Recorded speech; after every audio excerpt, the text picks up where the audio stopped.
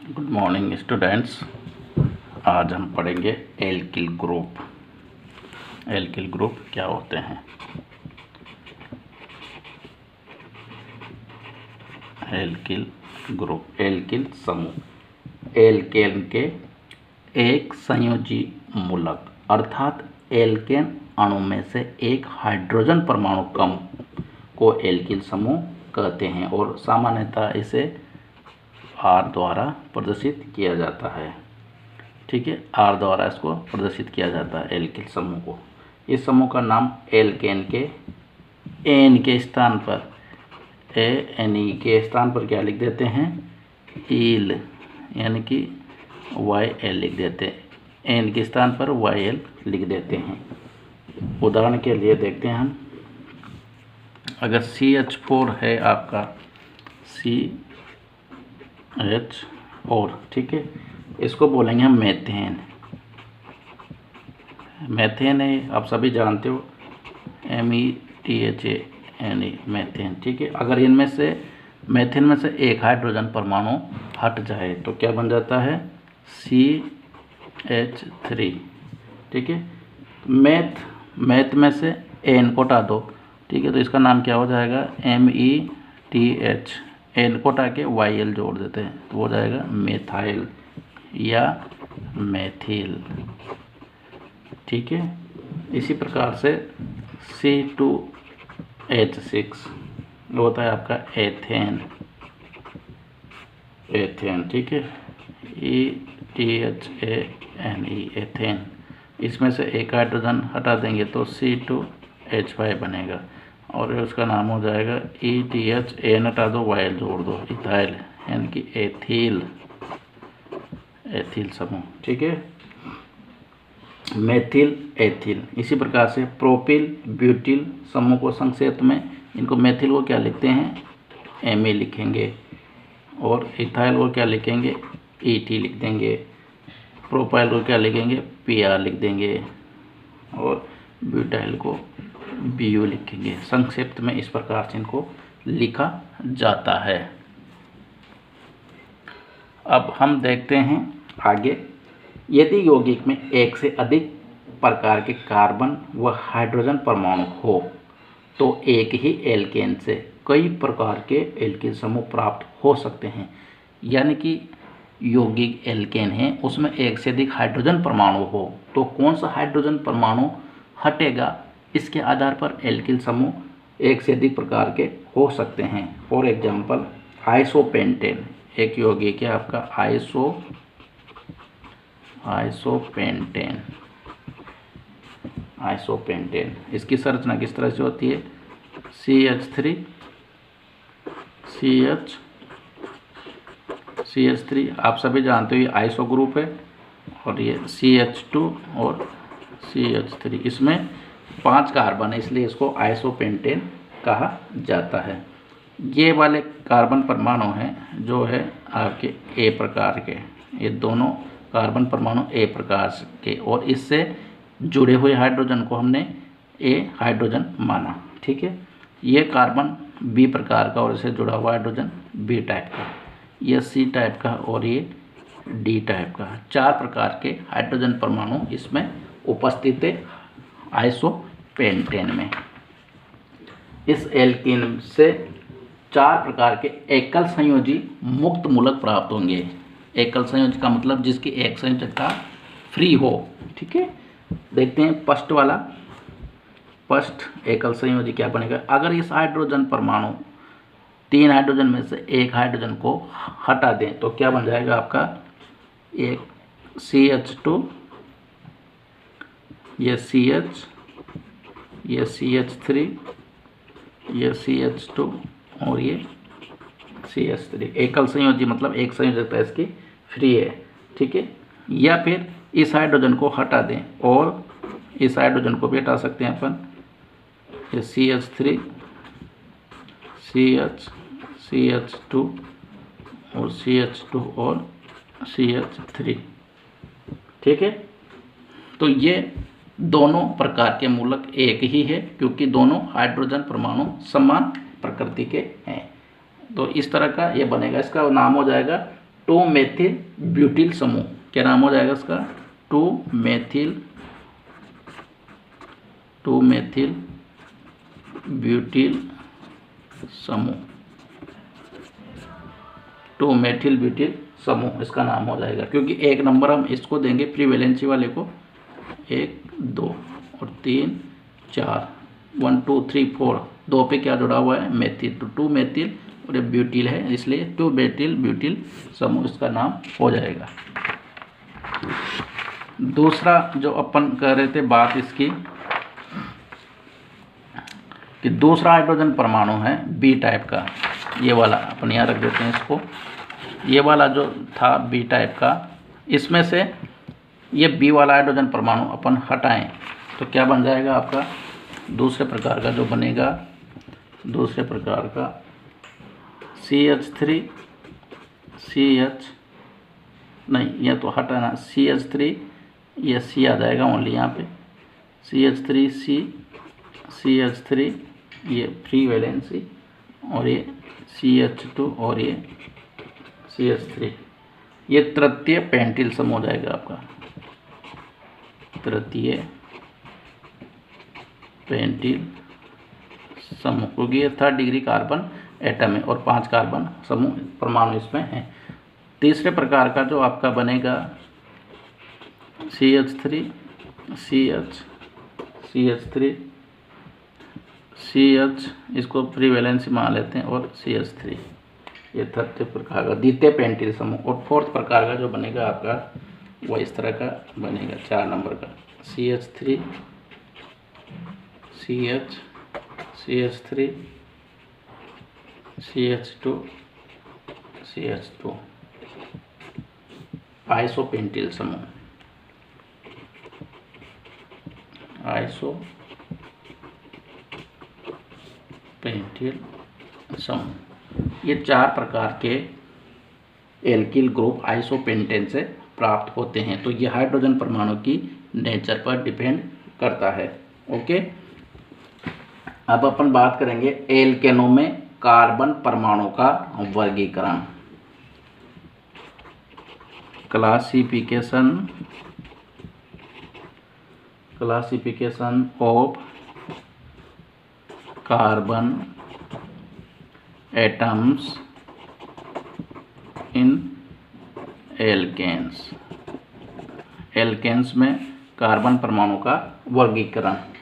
एल्केनों के कार्बन परमाणु को इस आधार पर वर्गीकृत किया जाता है कि वे कितने अन्य कार्बन परमाणु से जुड़े हुए हैं। अतः एल्केनों में कार्बन परमाणु निम्न 4 प्रकार के होते हैं। 4 प्रकार के कार्बन परमाणु होते हैं एल्केन में। फर्स्ट होता है आपका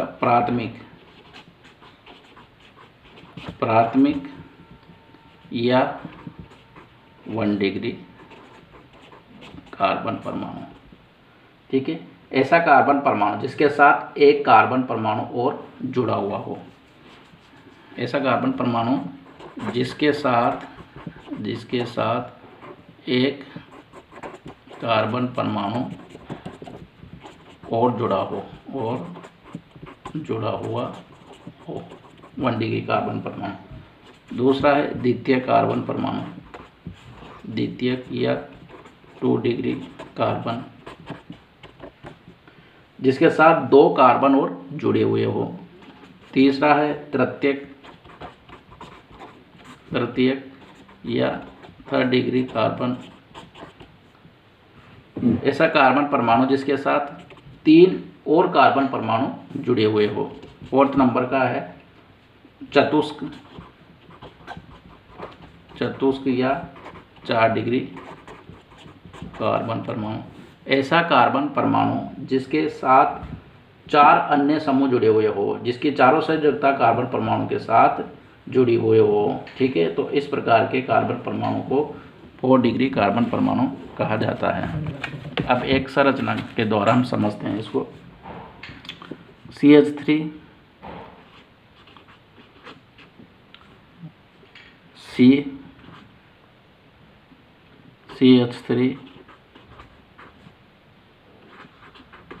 CH3 CH CH3 CH2 CH3, ठीक है। या इसको किस तरह से लिखा जा सकता है, और कार्बन, ये carbon carbon carbon carbon carbon carbon carbon carbon, इस तरह से लिख सकते हैं। अब हमें इसमें से 1 डिग्री, 2 डिग्री, 3 डिग्री और 4 डिग्री कार्बन परमाणु सेपरेट करने हैं, उनको छांटना है, ठीक है। तो हम देखते हैं एक एक करके।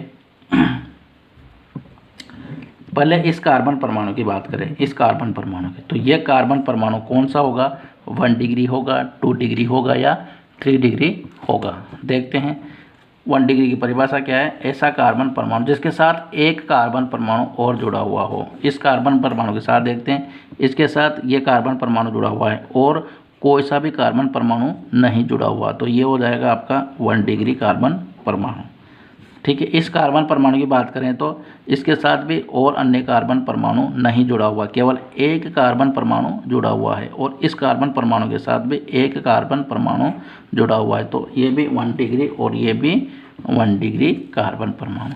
इस कार्बन परमाणु की बात करें तो इसके साथ केवल एक कार्बन परमाणु जुड़ा हुआ है, इसलिए ये भी 1 डिग्री, और ये कार्बन परमाणु भी आपका 1 डिग्री कार्बन परमाणु होगा, ठीक है। अब नेक्स्ट चलते हैं अपन, इस कार्बन परमाणु की बात करें तो इसके साथ कितने कार्बन परमाणु जुड़े हुए हैं, 1 कार्बन परमाणु, 2 कार्बन परमाणु, 3 कार्बन परमाणु, 4 कार्बन परमाणु, ओके। तो यह कौन सा कार्बन परमाणु होगा, 4th डिग्री या चतुष्क कार्बन परमाणु, 4th डिग्री कार्बन परमाणु होगा, ठीक है। इसकी बात करें तो इस कार्बन परमाणु की देखते हैं, ये कार्बन परमाणु इसके साथ जुड़ा हुआ है, ये कार्बन परमाणु इसके साथ जुड़ा हुआ है, और ये कार्बन परमाणु इसके साथ जुड़ा हुआ है। तो इस कार्बन परमाणु के साथ 3 अन्य कार्बन परमाणु जुड़े हुए हैं, तो ऐसा कार्बन परमाणु जिसके साथ 3 अन्य कार्बन परमाणु जुड़े हुए हो तो वो होता है 3rd डिग्री या तृतीय कार्बन परमाणु। इस कार्बन परमाणु के साथ एक कार्बन परमाणु तो ये वाला जुड़ा है और एक कार्बन परमाणु ये वाला जुड़ा है, तो ऐसा कार्बन परमाणु जिसके साथ 2 अन्य कार्बन परमाणु जुड़े हुए हो तो उसे कहते हैं 2 डिग्री या द्वितीय कार्बन परमाणु। तो हमने उदाहरण के तौर पर प्राथमिक, द्वितीयक, तृतीयक और चतुष्क कार्बन परमाणु की पहचान की है। आई थिंक आपके समझ में आ गया होगा कि प्राथमिक या 1 डिग्री कार्बन, द्वितीयक और 2 डिग्री कार्बन, तृतीयक या 3rd डिग्री कार्बन और चतुष्क या 4 डिग्री कार्बन परमाणु क्या होते हैं, उसे किस तरह से आइडेंटिफाई किया जाता है। कोई भी कंपाउंड अपने को दे रखा है तो उसमें से हम प्राथमिक, द्वितीयक और तृतीयक कार्बन परमाणु को इस मेथड से सोल्व कर सकते हैं जैसे हमने आपको समझाया है, ठीक है। अब एल्केनों के स्रोत क्या है, एल्केनों के सोर्स क्या है, sources of alkane, sources of alkanes, एल्केनों के स्रोत क्या है, एल्केन कहाँ पाई जाती है, कैसे अपन उनको प्राप्त कर सकते हैं, एल्केनों के स्रोत, ओके। एल्केनों का सर्वाधिक महत्वपूर्ण स्रोत है प्राकृतिक गैस, प्राकृतिक गैस व पेट्रोलियम, प्राकृतिक गैस व पेट्रोलियम एल्केन का महत्वपूर्ण सोर्स है। पेट्रोलियम एल्केनों तथा अन्य हाइड्रोकार्बनों का एक जटिल मिश्रण होता है जिसमें 4 डिग्री कार्बन परमाणु तक के एल्केन पाए जाते हैं, और पेट्रोलियम के कुओं से प्राप्त होने वाली प्राकृतिक गैस में केवल निम्नतर एल्केन जैसे कि मेथेन, एथेन, प्रोपेन व ब्यूटेन होते हैं। पेट्रोलियम कुओं के पास पाया जाने वाला मोम भी उच्च ठोस हाइड्रोकार्बनों का मिश्रण होता है। इसके अतिरिक्त मधुमक्खी के मोम में भी कुछ ठोस एल्केन पाते हैं। प्रकृति में जंतुओं तथा वनस्पति के शेष से भी मेथेन जैसे निम्नतर एल्केन बनते हैं। वस्तुतः क्या होता है, पेट्रोलियम कार्बनिक द्रव्य के विघटन से ही निर्मित होता है। तो हमने एल्केन के जो स्रोत है वो क्या क्या हैं, प्राकृतिक गैस व पेट्रोलियम इसका मुख्य सोर्स है। मोम मोम जो होता है उसमें क्या पाया जाता है, उच्च ठोस हाइड्रोकार्बन का मिश्रण, उच्च ठोस हाइड्रोकार्बन का मिश्रण होता है, हाइड्रोकार्बन का मिश्रण होता है। ठीक है।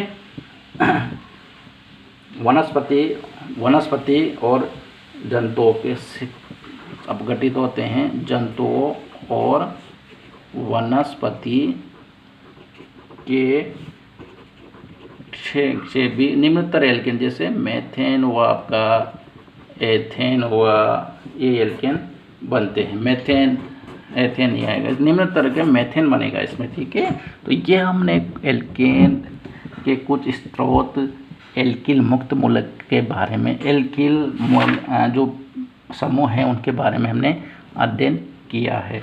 हम बात करेंगे अब एल्केन के बनाने की विधियां कौन कौन सी है। नेक्स्ट वीडियो में हम उस पर चर्चा करेंगे।